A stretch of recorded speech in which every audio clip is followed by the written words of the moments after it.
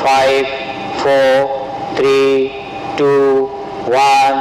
Now +1, +2 and counting up. Article taken off. Page down confirmed.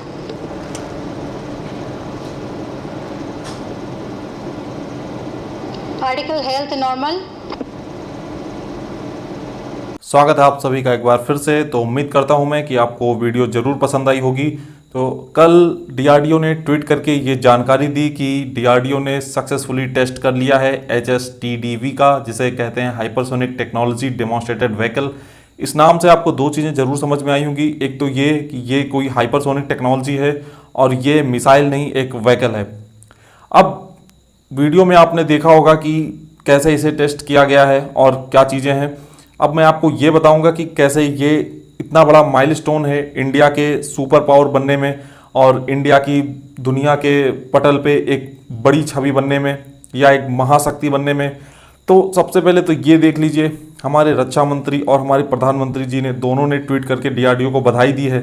अब अमूमन ऐसा नहीं होता है कि प्रधानमंत्री हर परीक्षण पे बधाई देते हैं। इसका मतलब है कि ये काफ़ी ज़रूरी और काफ़ी शक्तिशाली परीक्षण हुआ है, क्योंकि एक तो ऐसी कैपेबिलिटी हर देश के पास नहीं है। भारत ऐसा चौथा देश बन गया है जिसने ऐसी टेक्नोलॉजी हासिल कर ली है।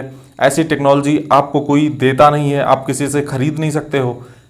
इन दोनों ट्वीट में एक चीज़ और जो बहुत इंपॉर्टेंट है, जो इस टेस्ट को भी काफ़ी इंपॉर्टेंट बनाती हैं, वो है इसमें यूज़ होने वाला स्क्रैम जेट इंजन।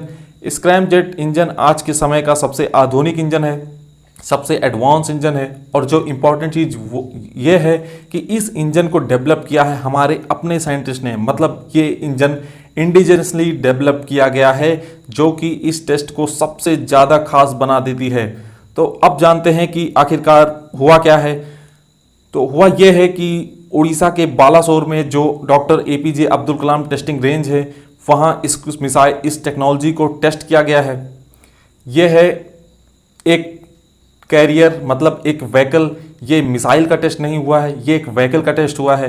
व्हीकल जैसे कि आप देखते होंगे कि सैटेलाइट का PSLV एक लॉन्च व्हीकल होता है, वैसे मिसाइल के भी लॉन्च व्हीकल होते हैं।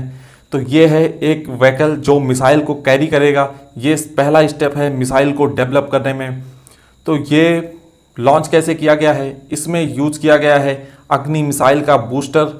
अग्नि के बारे में आपने ज़रूर सुना होगा। ये काफ़ी इंपॉर्टेंट बैलिस्टिक मिसाइल है, इसके कई सारे वेरिएंट्स हैं, 1, 2, 3, 4, 5। तो अग्नि को यूज़ किया गया है मिसाइल को, इसको बूस्ट करने के लिए। इस व्हीकल को ये अग्नि बूस्टर इसको बूस्ट करता है कोई 30 किलोमीटर की हाइट तक। ये जो ऊपर प्रोजेक्टाइल गया है 30 किलोमीटर तक, फिर वहाँ से ये बूस्टर इस व्हीकल से अलग होता है और इस व्हीकल में एयर इनटेक होती है। एयर इनटेक होने के बाद इसमें जो स्क्रैम जेट इंजन लगा हुआ है उसमें कंबसन शुरू होता है और फिर ये पूरी कोई 20 सेकंड की फ़्लाइट लेता है और ये पूरा टेस्ट कोई 20 सेकंड तक चलता है, जिसमें ये माक 6 की स्पीड को तक पहुंचता है। मतलब ये है कि ये हाइपरसोनिक व्हीकल डेवलप हो गया, क्योंकि इसने अपनी स्पीड जो है वो 5 मैक या 6 माक से ऊपर लेके चला गया है। अब इसके माक को आप समझते होंगे कि माक साउंड की स्पीड को मेजर करने की यूनिट होती है। तो कोई भी मिसाइल जो होती है उसकी स्पीड को कोई 3 तरीके से मेजर किया जाता है। एक होता है सबसोनिक, होता है जो 1 मार्क से नीचे होता है। दूसरा होता है सुपरसोनिक, जो 1 मार्क से एबव होती है, जिसमें आपका ब्रह्मोस आता है। और एक होता है हाइपरसोनिक, जब 5 मार्क या 6 मार्क से ज़्यादा स्पीड किसी मिसाइल की होती है तो उसे हाइपरसोनिक मिसाइल कहा जाता है, इसलिए इसे हाइपरसोनिक नाम दिया गया है। अब आसान भाषा में आप ये समझ लीजिए कि ये मिसाइल 1 सेकंड में 2 किलोमीटर की दूरी तय कर सकती है। मतलब काफ़ी फास्ट मिसाइल होने जा रही है। तो ये कोई 20 सेकंड की फ्लाइट थी जिसमें सारे पैरामीटर्स मेजर किए गए और ये सारे पैरामीटर्स पे खरी उतरी। पैरामीटर्स इसमें ये होते हैं कि क्या ये जो एरोडायनेमिक प्रेशर है उसको सह पा रहा है या नहीं, क्योंकि इसमें आप समझ लीजिए कि हाइपरसोनिक की स्पीड प्राप्त करने के लिए जो इसमें टेम्परेचर पीछे कंबंसन होता है, करीब 2500 डिग्री सेल्सियस तक का कंबंसन होता है और काफ़ी हाई प्रेशर होता है। तो इन सब में ये सफल हुआ है। इसका जून में भी टेस्ट हुआ था बट उसमें ये फेल हो गया था अपने शायद वेट की वजह से। तो इस बार ये सक्सेसफुली सारे पैरामीटर्स पे खरा उतरा है। तो इस वजह से ये सक्सेसफुल टेस्ट करने के बाद इंडिया ने उस क्लब को ज्वाइन कर लिया है जिसमें पहले यूएस था, रसिया था और चाइना था। सिर्फ 3 देश थे, भारत ऐसा चौथा देश बन गया है। इस प्रोग्राम पे फ्रांस और जापान भी काम कर रहे हैं। अब डीआरडीओ ने कहा है कि ये व्हीकल डेवलप करने के बाद हम अगले 5 सालों में मिसाइल को भी डेवलप कर लेंगे। मतलब अगले 5 साल बाद इंडिया के पास एक हाइपरसोनिक मिसाइल होगी। ये जो व्हीकल डेवलप हुआ है इससे सिर्फ हम मिसाइल नहीं बनाने वाले हैं, ये एक व्हीकल है।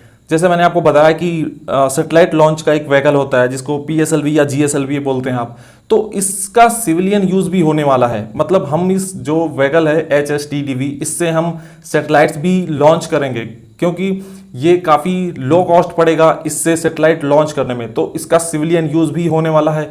तो कुल मिला के इंडिया ने एक ऐसा काम कर लिया है, एक काफ़ी महत्वपूर्ण काम कर लिया है जिससे वो शामिल हो गया है उन महाशक्तियों में जो आने वाले समय में दुनिया को कंट्रोल करने वाली हैं।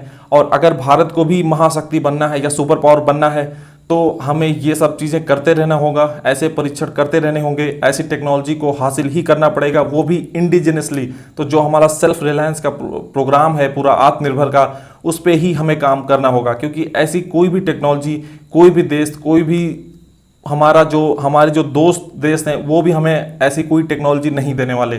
तो आप सभी को बधाई, और ये पूरे देश के लिए गौरवान्वित होने वाली बात है। तो इस वीडियो में इतना ही, मिलते हैं आपसे अगले वीडियो में। चैनल को सब्सक्राइब जरूर कर लीजिए जिससे मुझे मोटिवेशन मिलता है और अच्छे अच्छे वीडियोस लाने के लिए या और अच्छी रिसर्च करने के लिए। तब तक के लिए जय हिंद, जय भारत।